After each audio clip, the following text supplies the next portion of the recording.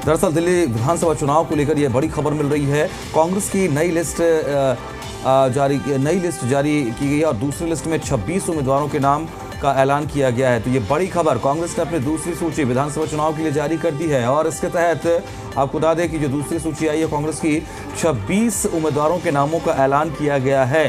करावल नगर से पीके मिश्रा उम्मीदवार बनाए गए हैं। मटिया महल से भी आपको बता दें कि उम्मीदवार का ऐलान हो गया है और असीम अहमद खान को टिकट दिया गया है। तो ये बड़ी खबर इस वक्त आपको बता रहे हैं। कांग्रेस ने दिल्ली विधानसभा चुनाव को लेकर के अपनी दूसरी सूची का ऐलान कर दिया है। ये इस वक्त की बड़ी खबर आपको बता रहे हैं, इस वक्त की अहम खबर आपको बता रहे हैं। जी मीडिया संवाददाता शिवम प्रताप हमारे साथ जुड़ रहे हैं और अपडेट के साथ शिवम के पास चलते हैं सीधे और डिटेल। शिवम, दूसरी सूची आ गई है, बहुत बड़ी खबर दिल्ली के विधानसभा चुनाव को लेकर कांग्रेस की तरफ से किन किन नामों का ऐलान?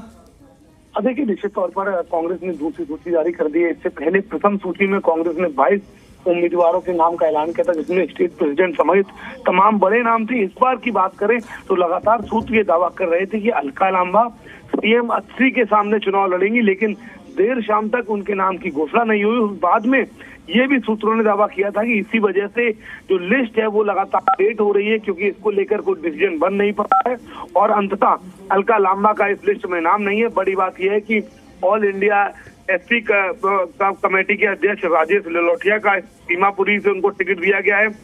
मनीष सिसोदिया के सामने निश्चित तौर पर इस बार चुनौती बड़ी होगी, क्योंकि जंगपुरा से कांग्रेस पार्टी के वरिष्ठ नेता फराज सूरी को उतारा गया है। इसके साथ साथ श्रीनगर से सुरेंद्र शर्मा को उतारा गया है, तो वहीं रिठाला से सुशांत मिश्रा को मौका दिया गया है।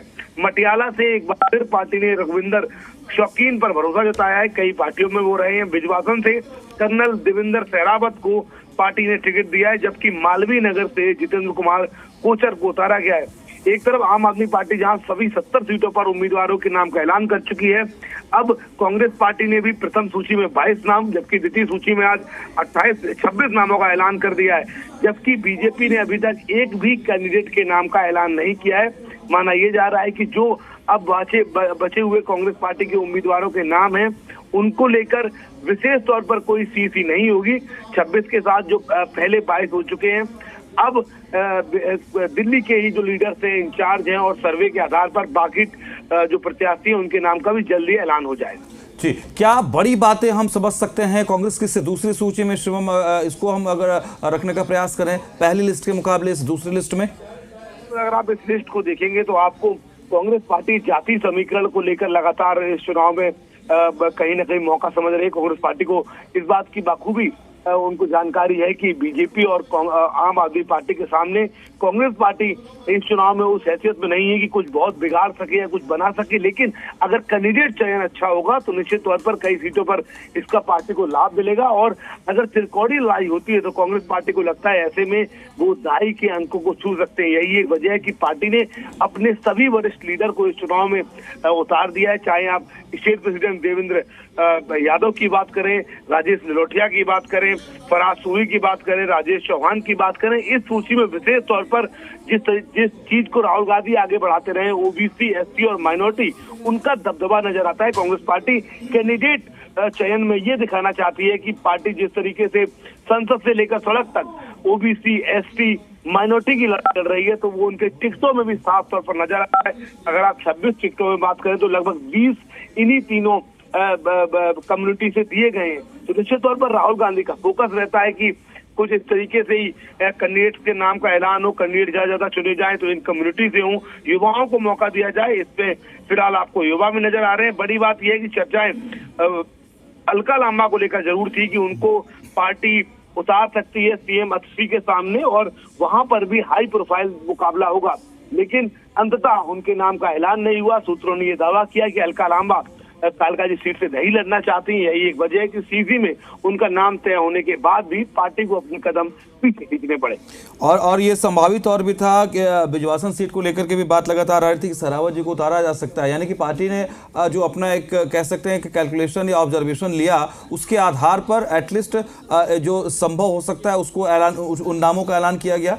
शिवम, लेकिन निश्चित तौर पर पार्टी ने कहीं ना कहीं कोशिश ये रहती है कि जो बेटर कैंडिडेट मिले उसके नाम का ऐलान हो, लेकिन ओखला सीट बहुत इंपॉर्टेंट हो जाती है। अगर आप इस लिस्ट में देखें तो ओखला से किसी का नाम नहीं आता है, क्योंकि आज लगातार ये चल रहा था, आज पूरे दिन में इस तरीके की लगातार खबरें आई थी। सूत्र भी ये दावा कर रहे थे कि ओखला जो सीट है उस सीट पर राहुल गांधी चाहते हैं कि वो युवा कैंडिडेट और पूर्व पार्षद रही इशरत जहां को टिकट दिया जाए उनको पार्टी उम्मीदवार बनाए। लेकिन इसको लेकर कंट्रोवर्सी हो गई, क्योंकि वो 2020 में उत्तर पूर्वी दिल्ली दंगों में उनका नाम आया था। हालांकि आज की लिस्ट में उनका नाम नहीं है, लेकिन ये माना जाता है कि राहुल गांधी ने मुख्य तौर पर ये कहा कि वो संघर्ष करती हैं, निगम पार्षद रही हैं, पार्टी के लिए खड़ी रही हैं। तो आने वाले समय में कांग्रेस पार्टी अपनी तीसरी या चौथी लिस्ट में इशरत जहां को भी ओखला से मौका दे सकती है। जी, कुल मिलाकर के स्थिति हम कहें कि अभी आम आदमी पार्टी और कांग्रेस की मोर और लेस एक तरीके से स्पष्ट हो चली है, और संभवतः यहां बढ़त बनाने की कोशिश में अब कांग्रेस भी आगे बढ़ चलेगी। अब जबकि दूसरी सूची भी आ गई, 21 पहले थे, अब 26 अब है।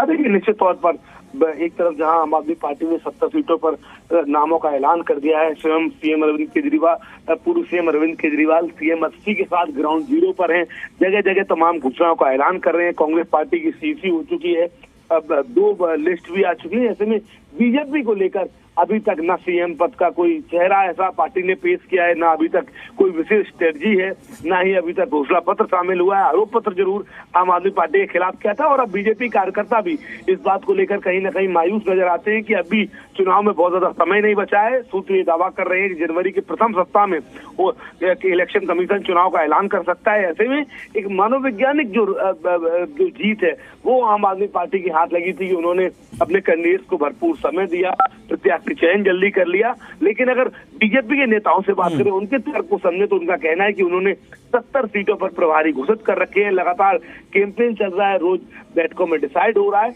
रणनीति के तहत जानबूझकर बीजेपी टिकट वितरण को डिले कर रही है, ताकि जो कांग्रेस और आम आदमी पार्टी के जो नाराज नेताओं की बड़ी फेहरिस्त बन रही है, जिनका टिकट कट गया, जो उम्मीद कर रहे हैं उनको टिकट मिलेगा, उनमें से भी अच्छे प्रत्याशी चुने जाएं। और जब दोनों पार्टियां विपक्षी कांग्रेस और आम आदमी पार्टी अपने सभी प्रत्याशियों का ऐलान कर देगी, तो बीजेपी को रणनीति बनाने में, चाहे वो जाति समीकरण हो, चाहे स्थानीय मुद्दों को लेकर घेराव हो, उस हिसाब से प्रत्याशी चयन करने में उनको बहुत मदद मिलेगी। जबकि ये भी कहा जा रहा है कि दिल्ली बीजेपी के इंटरनल सर्वे में हर सीट पर 3 नामों का पैनल बना लिया गया है। बीजेपी की सर्वोच्च इकाई जो टिकट डिस्ट्रीब्यूशन को तय करती है, सीसी, उसकी इसी हफ्ते बैठक होनी है, और सीसी की बैठक में ही, जिसमें प्रधानमंत्री से लेकर बीजेपी के तमाम उच्च लीडर्स रहते हैं, उसी बैठक में प्रक्रिया प्रत्याशी चयन की पूरी हो जाएगी, जिसके बाद पहली बड़ी लिस्ट बीजेपी की माना ये जा रहा है 2024 खत्म होने से पहले उसका ऐलान हो सकता है। शिवम, मैं चाहूंगा आप हमारे साथ बने रहिए। दर्शकों को एक बार फिर से तमाम जो लिस्ट में नाम आए हैं उसकी जानकारी साझा करते हैं, उसके बाद आपके पास मैं फिर से लौटता हूं। तो 26 उम्मीदवारों का ऐलान कांग्रेस ने अपनी दूसरी सूची में किया है, और सिलसिलेवार तरीके से उसकी जानकारी हम दर्शकों के सामने एक बार रखते हैं फिर से। रिठाला से सुशांत मिश्रा को टिकट दिया गया है। मंगोलपुरी जो कि ऐसी सीट है, यहाँ से हनुमान चौहान को टिकट दिया गया है। इसी तरीके से बता दें कि शकूर बस्ती में सतीश लूथरा को टिकट दिया गया है। त्रिनगर में सत्येंद्र शर्मा है। इसी तरीके से मटियाला महल में असीम अहमद खान है। मोती नगर में राजेंद्र नामधारी हैं। मादीपुर जो कि ऐसी सीट है, जेपी पवार को टिकट दिया गया है। राजौरी गार्डन में धर्मपाल चंद्रन को टिकट दिया गया। उत्तम नगर में मुकेश शर्मा है। मटियाला में इसी तरीके से रघुविंदर शौकीन को, ये पहले से तय माना जा रहा था कि संभवतः टिकट मिलेगा, और ये हुआ भी है। ब्रिजवासन की बात करें तो यहाँ भी ये पहले से नाम चल रहा था, हमने इसकी जानकारी पहले भी आपको दी थी। देवेंद्र सहरावत को टिकट फाइनल किया कांग्रेस ने अपनी दूसरी लिस्ट में। दिल्ली कैंट इलाके में प्रदीप कुमार उमायु को ये टिकट दिया है पार्टी ने। राजेंद्र नगर सीट के लिए विनीत यादव को प्रत्याशी बनाया गया है। इसके अलावा जंगपुरा में फरहाद सून को बनाया गया है। इसके साथ ही बात करें मालवीय नगर की, तो यहाँ जितेंद्र कुमार कोचर। इसके अलावा महरौली में श्रीमती पुष्पा सिंह को टिकट दिया गया है। देवली जो कि एससी सीट ही है, राजेश चौहान को टिकट दिया गया है। और यहाँ सामने जो आम आदमी पार्टी है वहाँ से भी इसी तरह कैंडिडेट है, यानी टक्कर बहुत जबरदस्त होगी। संगम बिहार में कांग्रेस ने हर्ष चौधरी को प्रत्याशी बनाया। त्रिलोकपुरी, ये बहुत इंपॉर्टेंट सीट है, यहाँ अमरदीप को प्रत्याशी बनाया गया कांग्रेस से। कोंडली, यहाँ भी सीट बहुत महत्वपूर्ण होती है, दलित कास्ट को लेकर पॉलिटिक्स भी चल रही है। अक्षय कुमार को यहाँ टिकट दिया गया है। लक्ष्मी नगर से सुमित शर्मा को प्रत्याशी कांग्रेस ने बनाया है। कृष्णानगर में गुरचरण सिंह राजू को बनाया गया है। सीमापुर जो एससी सीट है, राजेश लिलोटिया को टिकट दिया गया है। इसके अलावा बाबरपुर में हाजी मोहम्मद इशराक खान को दिया गया है टिकट, क्योंकि एक बाहुल्य इलाका है, ये मुस्लिम बाहुल के तौर पर माने। इसके अलावा गोकुलपुर की बात करें अगर तो यहाँ प्रमोद कुमार जैन को टिकट दिया गया है, जो कि एससी सीट वाली विधानसभा है।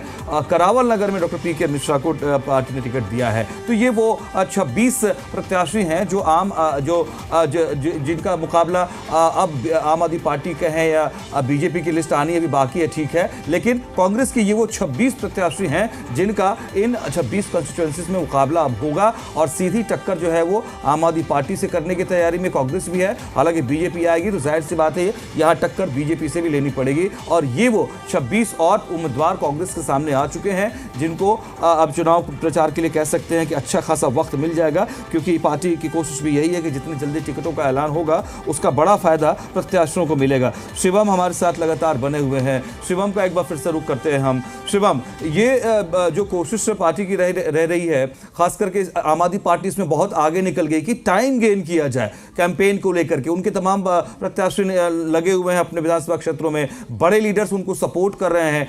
अब ऐसी स्थिति में कि जहां बीजेपी अभी भी पिछड़ी हुई है, बीजेपी अभी भी पीछे, कांग्रेस के लिए कितना एज हो जाएगा कि ये टाइम गेन करना और इसको वोट के लिए, कैंपेन के लिए इस्तेमाल करना? देखिए, निश्चित तौर पर किसी भी प्रत्याशी के लिए और किसी भी पार्टी के लिए अगर पर्याप्त समय रहे, न सिर्फ चुनाव प्रचार के लिए बल्कि विधानसभा स्तर पर जो प्रोग्राम पार्टी चलाती है, कैंपेनिंग करती है, बूथ टू बूथ मैनेजमेंट होता है, ऐसे में सभी प्रत्याशियों को अगर समय रहते उनके नाम का ऐलान हो जाए तो कंफ्यूजन भी दूर हो जाता है और दूसरा प्रत्याशी अपने हिसाब से अपनी विधानसभा के लिए रणनीति बनाता है। निश्चित तौर पर चाहे वो आम आदमी पार्टी के प्रत्याशी हो, कांग्रेस पार्टी के प्रत्याशी हो, इसका उन्हें निश्चित तौर पर लाभ मिलता है। बीजेपी की अपनी एक रणनीति है, उनका कहना है कि वो बड़े संगठन है, उनके यहाँ ये प्रक्रिया रही है। वीरेंद्र सचदेवा से जब मीडिया ने इस बारे में बात की है, अभी तक ना आपके सीएम के फेस का कोई ऐलान हुआ है, ना प्रत्याशियों का कोई ऐलान हुआ है। आपके जो कैडर है, जो तमाम कार्यकर्ता हैं, वो कहीं ना कहीं इस बात को लेकर उनमें मायूसी है। तो उनका कहना था कि हमारी पार्टी की प्रक्रिया कुछ इस तरीके की है, सीईसी की बात हम ऐलान करते हैं। पार्टी ने रणनीति बनाई हुई है, हमारे प्रभारी सह प्रभारी दोनों दिल्ली में रहते हैं, रोज बैठकों का दौर चलता है और हम सब्र रखते हुए अच्छे प्रत्याशी चयन के साथ साथ जैसे बाकी पार्टियों ने किस सीट पर किस कैंडिडेट को उतारा है, क्या वहां जाति समीकरण है और किस कैंडिडेट को अगर कोई दूसरी पार्टी का भी कार्यकर्ता है तो उसे लेने में कोई गुरेज पार्टी नहीं करेगी। अगर आज की भी कांग्रेस पार्टी की लिस्ट देखें तो दिल्ली सरकार के पूर्व मंत्री आसिम अहमद खान को मटिया महल से, जबकि पूर्व विधायक देवेंद्र सहरावत को विजयवासन से टिकट दिया गया। हर पार्टी की कोशिश ये है कि जिताऊ कैंडिडेट मिले और बीजेपी को जरूर ऐसा लगता है कि बीते 2-3 विधानसभा चुनाव में सबसे मुफीद समय बीजेपी के लिए यही है। इस विधानसभा चुनाव में आम आदमी पार्टी पर तमाम भ्रष्टाचार के आरोप लगे हैं, सीएम केजरीवाल को रिजाइन देना पड़ा, तमाम इश्यू बने हुए हैं, एंटी इनकम्बेंसी बहुत बड़ी है। ऐसे में बीजेपी फूक फूक कर कदम रख रही है, लेकिन निश्चित तौर पर प्रत्याशी ऐलान को लेकर बीजेपी कांग्रेस और आम आदमी पार्टी से कोसों पीछे पिछड़ती हुई दिखाई पड़ रही है। ठीक है, जिस तरीके से इस बार कांग्रेस विधानसभा चुनाव को लेकर के पहले न्याय यात्रा निकालेगी, राहुल गांधी भी अब गाए बगाए जो उनकी स्ट्रैटेजी होती है अलग अलग वर्ग के बीच जाना, जैसे सब्जी मंडी गए, फल वालों के, सब्जी वालों के पास गए, तो ये स्ट्रैटेजी और अब जबकि ज्यादातर टिकटों के ऐलान हो गए, क्या ये माना जा सकता है कि कांग्रेस और ज्यादा अटैकिंग मोड में, अग्रेसिव मोड में फील्ड पर दिख सकती है या फाइट दे सकती है आम आदमी पार्टी को या बीजेपी को? देखिए, अभी फिलहाल की बात करें, अगर आप इंटरनल सर्वे की बात करें कांग्रेस पार्टी के, तो कांग्रेस पार्टी को ऐसा लगता है, कांग्रेस पार्टी के थिंक टैंक का मानना है कि त्रिकोणीय मुकाबला होता है तो निश्चित तौर पर कांग्रेस पार्टी दिल्ली में उठ खड़ी होगी। लोकसभा चुनाव के अगर आप आंकड़े देखें तो जिन सीटों पर लोकसभा चुनाव में कांग्रेस लड़ी और बाकी जहां आम आदमी पार्टी लड़ी, तो उस मार्जिन के हिसाब से भी जब पार्टी अपनी स्ट्रेटजी बनाती है तो पार्टी को लगता है कि दहाई के आंकड़े को छुआ जा सकता है।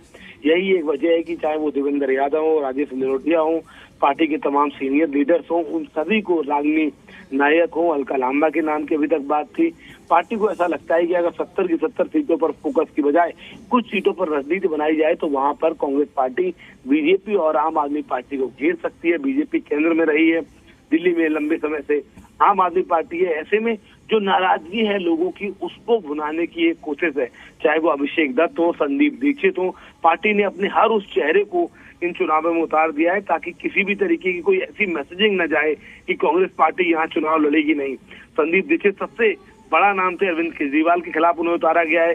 कांग्रेस ने रणनीति कुछ ऐसी बनाई थी कि जो सभी बड़े बड़े लीडर्स हैं इस समय सत्ताधारी आम आदमी पार्टी के, चाहे मनीष सिसोदिया हो, अरविंद केजरीवाल हो, सीएम अतिशी हो, गोपाल राय हो, इन सभी के सामने जाति समीकरण वाले बड़े नाम लड़ाए जाएं और उसी अपनी रणनीति को आगे बढ़ा रहे हैं।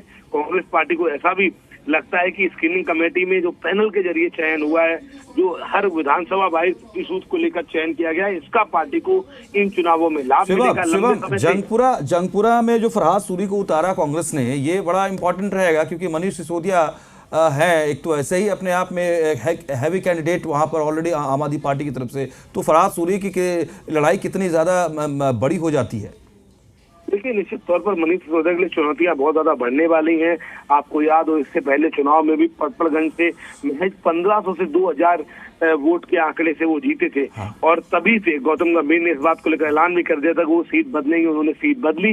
लेकिन कांग्रेस पार्टी ने जिस तरीके से फरहाद सूरी को उतारा है, तो अब निश्चित तौर पर मुश्किलें खड़ी हो गई मनीष सिसोदिया के लिए। फरहाद सूरी स्थानीय नेता माने जाते हैं, अल्पसंख्यक समुदाय से आते हैं और उनकी छवि बाकी अगर तमाम नेताओं की बात करें तो उनसे ज्यादा जमीनी मानी जाती है।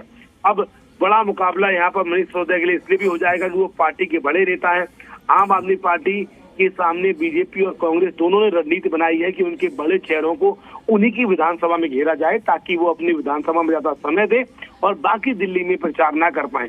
अब मनीष सिसोदिया के लिए समस्या ये हो जाएगी कि उनकी नई सीट है, उनको खुद चुनाव लड़ना है, उसके साथ साथ पार्टी के जो तमाम कैंडिडेट्स हैं उनके लिए कैंपेन भी करना है।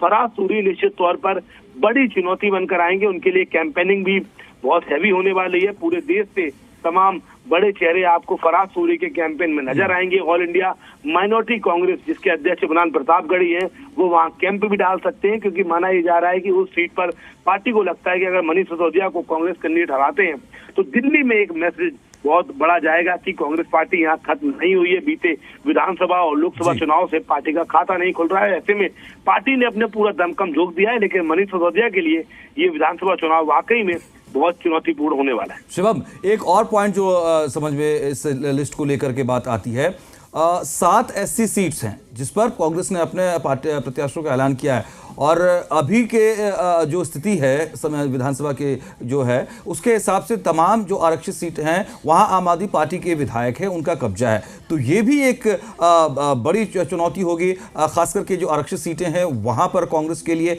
आम आदमी पार्टी को डेंट करना या अभी बीजेपी से कौन आते हैं लोग वहां पर उसको टैकल करना, उसको फाइट दे पाना।